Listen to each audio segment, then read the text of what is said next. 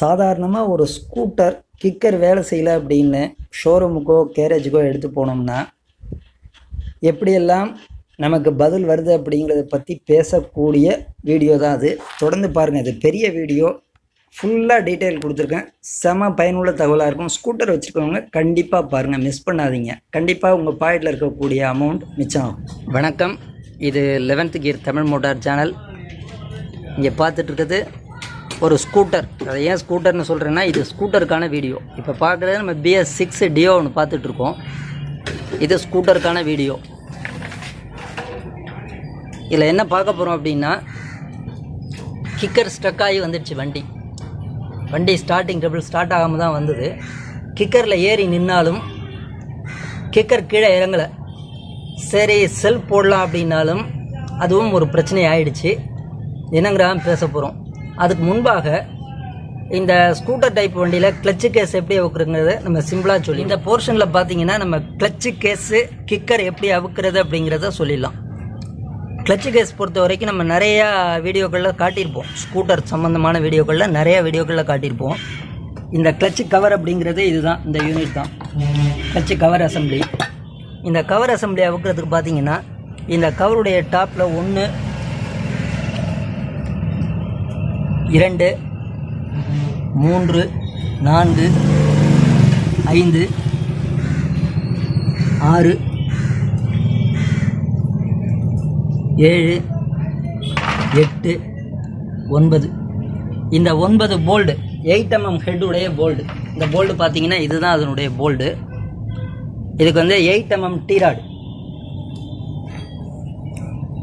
இது போல் ஒரு டீராடு லாங்காவோ இல்லை இது போல் இருந்தாலோ நீங்கள் வந்து இதை ஈஸியாக இந்த கேஸ் ரிமூவ் பண்ணிடலாம்.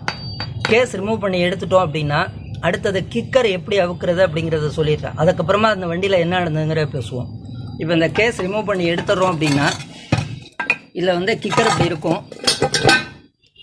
இந்த கிக்கரில் கிக் லீவர் இப்படி போட்டிருப்பாங்க.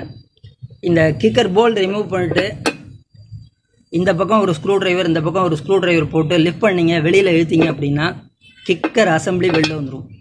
அதற்கப்புறமா பார்த்தீங்கன்னா இந்த லாக் ஒன்று சின்ன லாக் இருக்கும் பாருங்க, வாஷர் எடு, வாஷரும் இருக்கும், டோர்பர்.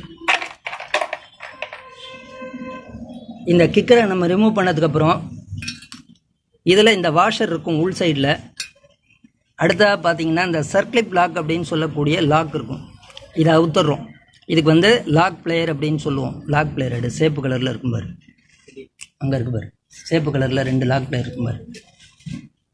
இந்த லாக் பிளேயரை போட்டு நம்ம இந்த லாக்கை அவுத்தணும். இது வரைக்கும் வெளியில் இருக்கக்கூடிய ஒர்க்கு. இப்போ நம்ம இங்கே பார்க்குறது தான் லாக் பிளேயர்.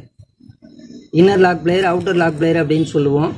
ஸோ இதுக்கு பார்த்தீங்கன்னா இந்த லாக் பிளேயர் வெளிப்பக்கமாக ஓப்பன் ஆகிற மாதிரியான லாக் பிளேயரை போட்டு இந்த லாக்கை ரிமூவ் பண்ணிடுவோம். இது வரைக்கும் இந்த பக்கமான வேலை ஓவர் ஆகிடுச்சு, இந்த பக்கம் வேலை முடிஞ்சிருச்சு. கிளச்சு கேஸ் உள்ள என்ன விஷயம் அப்படிங்கிறத வீடியோ தொடர்ந்து பாருங்கள், புரியும். அசம்பிள் பண்ணும்போது புரியும், தொடர்ந்து பாருங்கள். இந்த வண்டி நண்பர் பார்த்தீங்கன்னா வண்டி தள்ளிட்டு வந்தார், ஸ்டார்ட் ஆகலை அப்படின்னு. சரி, வெளியில் வேறு ஷெட்டுகளில் கேட்கும்போது, நண்பர்களிடம் கேட்கும்போது என்ஜின் பிரிக்கணும்னு ஒரே வார்த்தை சொல்லிட்டாங்க. அதே மாதிரி கம்பெனியில் ஃபோன் பண்ணி கேட்டிருக்காரு. அவங்களும் ஒரு யோசிக்க முடியாத எஸ்டிமேஷன், ஏறக்குறைய ஒரு 20 ரூபா பக்கத்தில் எஸ்டிமேஷன் கொடுத்துட்டாங்க. வண்டி நம்மள்கிட்ட வந்தது. முதல்ல வண்டியை பிரித்து செக் பண்ணாமல் சொல்லக்கூடிய டெக்னீஷியன், அது மெக்கானிக்காக இருக்கட்டும், சூப்பர்வைசராக இருக்கட்டும், அவங்க வந்து சரியான வேலைக்காரங்க கிடையாது. வண்டியை பிரித்து எஸ்டிமேஷன் பண்ணால் தான் அது சரியாக இருக்கும். நம்மள்கிட்ட வந்தோட்டு என்ஜின் ஆயில் இருக்கா பார்த்தேன். முதல்ல வண்டியில் என்ஜின் ஆயில் கரெக்டாக இருக்குது. அப்போ என்ஜின் ஆயில் கரெக்டாக இருந்துருச்சு அப்படின்னா 95% என்ஜின் சீஸ் ஆகிறதுக்கான வாய்ப்பு இல்லை. ஏன்னா புது வண்டி வேறு, ஏதோ பழைய வண்டியாக இருக்குது, ஒரு 60,000 70,000 ஓடிடுச்சு அப்படின்னா ஒருவேளை ஆயில் இருந்தும் ஆயில் பம்பு ஃபெயிலூர் ஆகிருக்கலாம், அல்லது ஆயில் ஃபில்டர் பிளாக் ஆகிருக்கலாம், இன்ஜின் சீஸ் ஆகிருக்கும். இது வண்டி புது வண்டி. அப்போ புது வண்டியில் ஆயில் இருக்கும்போது கண்டிப்பாக சீஸ் ஆகிறதுக்கான வாய்ப்பு இல்லை அப்படிங்கிற ஆங்கிளில் நான் யோசித்தேன். கிளச்சு கவரை பிரித்தோம்னா, பிரிச்சுட்டு நான் என்ஜினை ரொட்டேட் பண்ணி பார்க்குறேன். தெரியுது உங்களுக்கு, என்ஜின்லாம் சீஸ் ஆகலை, செம ஸ்மூத்தாக இருக்குது. சரி, என்ன நடந்துச்சு அப்படின்னு பார்க்க போனோம்னா, இந்த கிக்கரில் ஒரு சின்ன மெக்கானிசம் வச்சுருக்காங்க. வழக்கமாக கிக்கருக்கு ஸ்டாப்பர்னு சொல்லுவோம். நம்ம அடித்தோம் அப்படின்னா ஒரு இடத்துல போய் முட்டும். இந்த முட்டிருக்கு பார்த்தீங்கன்னா தெரியும், இந்த இடம் முட்டிருக்கு. இதுக்கு வந்து ஸ்கூட்டர் டைப் வண்டிகளில் ஒரு பக்கம்தான் ஸ்டாப்பர், இன்னொரு பக்கம் ஸ்டாப்பர் கிடையாது. இதுதான் ஸ்டாப்பர். கிக்கர் வந்து இடிக்கக்கூடிய ஸ்டாப்பர் இதுதான். இங்கே பார்த்தீங்கன்னா கேஸ் மாதிரி இந்த கிக்கர் வந்து இப்படி இடிச்சுக்கும். நீங்கள் ஃபுல்லாக கிக் பண்ணும்போது இப்படி வந்து இடிச்சுக்கும். திரும்ப வந்து ரிவர்ஸ் போகும்போது என்ன ஆகும்னா உங்களுக்கு இந்த இடம் இதில் வந்து ராச்செட் வரும். கிக்கர் ராச்செட்டுன்னு சொல்லக்கூடிய இந்த பல்லு வரும். அதில் இந்த பல்லு தான் வந்து என்ஜினை ரொட்டேட் பண்ணக்கூடியது. இந்த பல்லு தான் வந்து என்ஜினை இப்படி ரொட்டேட் பண்ணும். நீங்கள் கிக்கரை மிதிக்கும் போது இந்த பல்லு வந்து என்ஜினை ரொட்டேட் பண்ணும். அப்போ இந்த பல்லும் இந்த கிக்கர் ஷாஃப்டில் இருக்கக்கூடிய பல்லும் தான் ஒன்று ரொட்டேட் பண்ணுது. அப்படி இருக்கும்பொழுது இந்த கிக்கர் கியரில் வந்து கம்பெனியில் என்ன பண்ணியிருப்பாங்க, மேனுஃபேக்சரிங்கில் 2 டீத்தை சேர்ந்த மாதிரி மைல்டாக வெல்ட் அடிச்சிருப்பாங்க. நம்ம கிக்கரை அடிச்சுட்டு வேகமாக விடும்பொழுது இந்த வெல்டிங்கில் ஏறி இந்த வெல்டிங் என்ன ஆகும்னா சின்னதாக ஓன் அவுட் ஆகிடும். ஓன் அவுட் ஆகி இந்த கிக்கர் பல்லும் இந்த ராச்செட்டும் ஒன்று மேலே ஒன்று ஏறி நின்றுக்கும். அப்போ வந்து இன்ஜின் சுத்தாது, இன்ஜினை சுத்த விடாது. அப்போ இன்ஜினை சுத்த விடாமல் ஸ்டக்காகி நிற்கும் போது உங்களுக்கு இதை சேர்த்து பிடிச்சிருக்கும். நீங்கள் செல்ஃப் போட்டாலும் என்ஜின் ரொட்டேட் ஆகாது. சரி, இதுதான் இதில் நடந்தது. இப்போ நம்ம என்ன பண்ணியிருக்கோம் அப்படின்னா BS6க்கான கிக்கர் ஷாஃப்ட்டு இங்கே பக்கத்தில் இப்போ அவைலபிள் இல்லை. இதை ஆர்டர் போட்டு வாங்கணும் அப்படின்னா ஒரு 3 அல்லது 4 நாள் ஆகும். வண்டி ஓனருக்கு உடனடியாக வண்டி கொடுக்க வேண்டிய அர்ஜென்ட்டில் இருக்கேன். அதனால் நம்ம என்ன பண்ணியிருக்கோம்னா ஆர்க் வெல்டிங் ஷாப் எடுத்து போயிட்டு அந்த 2 பல்லு ஏற்கனவே கம்பெனியில் எக்ஸிஸ்டிங் இருந்த வெல்டிங், அந்த வெல்டிங்கை வந்து ஸ்ட்ராங்காக வெல்ட் அடித்து லைட்டாக ப்ரொஜெக்ட் பண்ணியிருக்கோம். பார்த்தீங்கன்னா தெரியும். இதுதான் இதனுடைய கிக்கர் ஸ்டாப்பர். இப்போ இந்த ஷாஃப்ட் வாங்க போனீங்கன்னா ஒரு 700 ஆகும். 690 அரௌண்ட் வருதுன்னு நினைக்கிறேன். ப்ளஸ் லேபர்லாம் சேர்த்திங்கன்னா ஒரு 1000 ரூபா தான் நியாயமான ரேட்டு. இப்போ நம்ம ரீகண்டிஷன் பண்ணியிருக்கோம். ஒவ்வொரு ஊரை பொறுத்த வரைக்கும் வெல்டிங் 50 ரூபா ஆகலாம், 100 ரூபா ஆகலாம். இப்போ இதில் பார்த்தீங்கன்னா நம்ம லேபர் ஒரு 400 ரூபா வாங்குகிறோம். மொத்தமாக ஒரு 500-600 ரூபாயில் இந்த ஒர்க் முடியுது. ஒரு யோசித்து நீங்கள் ஒரு வண்டி எடுத்து போகிறீங்க, பிரச்சனைன்ட்டு எடுத்து போகிறீங்க, அந்த மெக்கானிக் தோழரோ இல்லை ஷோரூம்லையோ கண்ணை மூடிட்டு இன்ஜின் ஸ்டக் ஆகிடுச்சு அப்படின்னு சொன்னால் பிரித்து பார்க்க சொல்லுங்கள். கிளச்சு கவரை பிரித்து இன்ஜினை சுற்றி பாருங்கள். அதுக்கு என்ன லேபரோ நான் கொடுத்துட்றேன்னு சொல்லுங்கள். ஒரு 200 ரூபா லேபர் கேட்கட்டும். பிரித்து பார்த்துட்டா உங்களுக்கு ஒரு கன்ஃபர்மேஷன் ஆகிடும், ஒரு திருப்தி ஆகிடும். இது ஒரு தகவலுக்காக பதிவு பண்ணியிருக்கேன். இப்போ நம்ம இதை எல்லாத்தையும் மாட்டிட்டு எப்படி வந்து கிக்கர் ஃபங்க்ஷன் ஆகுதுங்கிறத பார்க்கலாம். ஏன்னா ஏற்கனவே உங்களுக்கு எல்லாமே சொல்லிட்டேன். கிளச்சு கவர் எப்படி அவுக்கிறது, கிக்கர் எப்படி செட் பண்ணுறது, எப்படி அவுக்கிறது எல்லாமே நம்ம போதுமான அளவு சொல்லியிருக்கோம். இந்த தகவல் உங்களுக்கு போகல அப்படின்னா வேரியோமேட்டிக் மெக்கானிசம் எப்படி வேலை செய்கிறதுன்னு நம்ம வந்து 2018 ஒரு பெரிய வீடியோ போட்டிருக்கோம். அதனுடைய லிங்கை வந்து டிஸ்கிரிப்ஷனில் வந்து கொடுக்குறேன். விருப்பப்படுறவங்க அந்த வீடியோவும் போய் பாருங்கள். தொடர்ந்து இதை நம்ம செட் பண்ணிவிட்டு இது எப்படி ஃபங்க்ஷன் பண்ணுங்கிறதையும் அதோட பார்க்கலாம். இந்த கிக்கர் செட் பண்ணும்போது இன்னொரு விஷயம் கவனிக்கணும். ஒரு சில வண்டிகளில் பார்த்தீங்கன்னா இது மாதிரி கிக்கர் புஷ் அப்படின்னு சொல்லக்கூடிய யூனிட் இந்த இடத்துல வரும். ஒரு சில வண்டியில் வராது, ஒரு சில வண்டியில் வரும். ஒரு சில வண்டியில் தனியாக எடுக்க வரும், ஒரு சில வண்டியில் அதிலே ஃபிட் பண்ணியிருப்பாங்க. அப்படி தனியாக வரக்கூடிய புஷ்ஷாக இருந்தால் லைட்டாக க்ரீஸ் அப்ளை பண்ணிவிட்டு இந்த புஷ்ஷை போட்டதுக்கு அப்புறமாக நீங்கள் கிக்கரை செட் பண்ணணும்.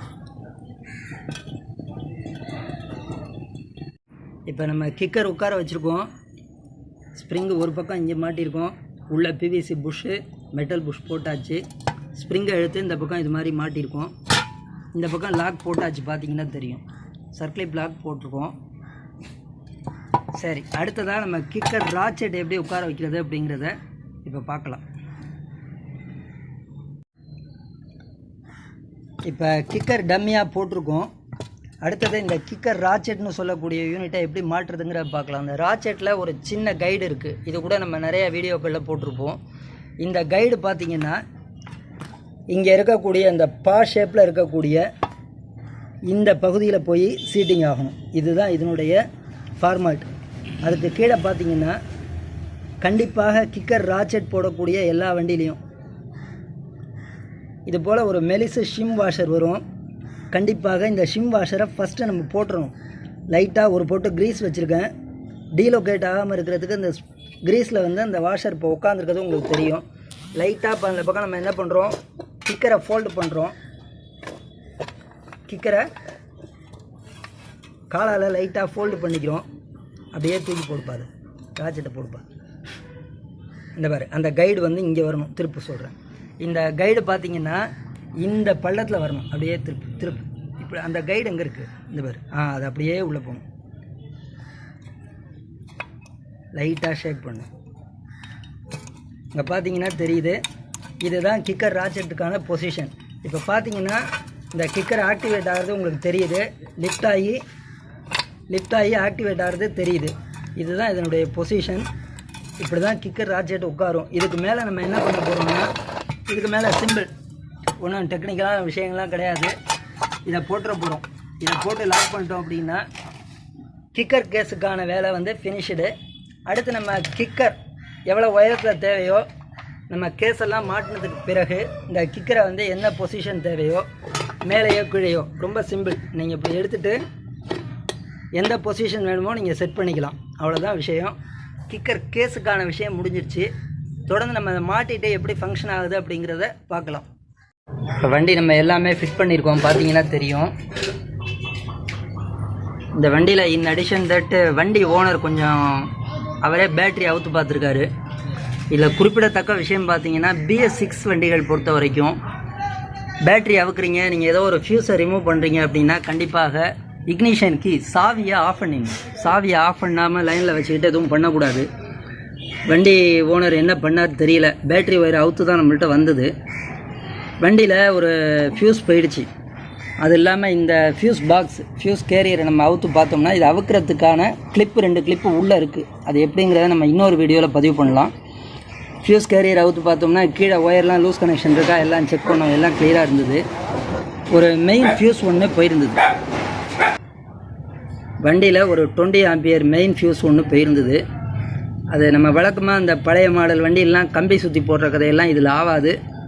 சரி, நான் ஒரு டெஸ்ட்டுக்கு போட்டேன். எப்படியும் ஃபியூஸ் மாற்றி தான் ஆகணும். டெஸ்ட்டுக்கு போட்டேன், ஒரு மெலிசு கம்பி ஒன்று போட்டு பார்க்கலான்னு போட்டேன். அது இதை ப்ராப்பராகவும் உட்காராது. மேலும் கரண்ட் ரேட்டிங் தப்பே ஆகக்கூடாது. எல்லாம் சென்சார் மில்லி வோல்ட்டில் போகக்கூடிய வண்டி. அதனால் என்னென்ன ஃபியூஸ் எங்கெங்கே போட்டிருக்காங்களோ அந்த ஃபியூஸ் எல்லாம் கரெக்டாக போடணும். இப்போ நம்ம வண்டியை ஸ்டார்ட் பண்ண சொல்லுவோம். பேட்ரி கொஞ்சம் லோ ஆகிருக்கு, அதனால் இப்போ கிக்கரில் ஸ்டார்ட் பண்ண சொல்லுவோம்.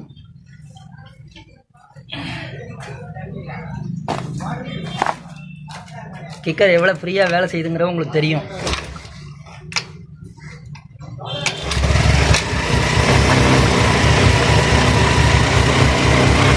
வண்டி நேராக ஆக்சிலேட்டர் கேபிள் ஸ்டக் ஆகும், சரியாயிடும், கம்மியாகும். ஆக்சிலேட்டர் கேபிளை கொஞ்சம் ரிவர்ஸ் பண்ணு.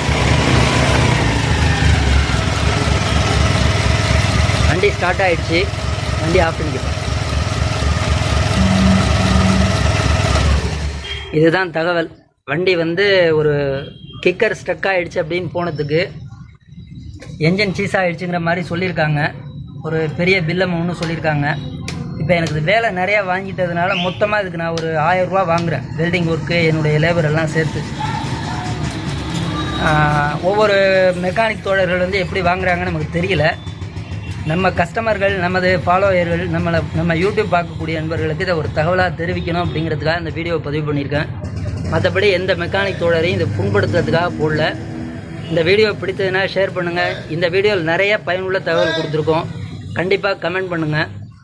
பிடித்தால் நம்ம சேனலை சப்ஸ்கிரைப் பண்ணுங்கள். நன்றி. 11th கியர் தமிழ் மோட்டார் சேனலுக்காக சாலை விதிகளை மதிப்போம், பாதுகாப்பாக கவனமாக வாகனங்கள் இருக்கும். நன்றி, பாய்.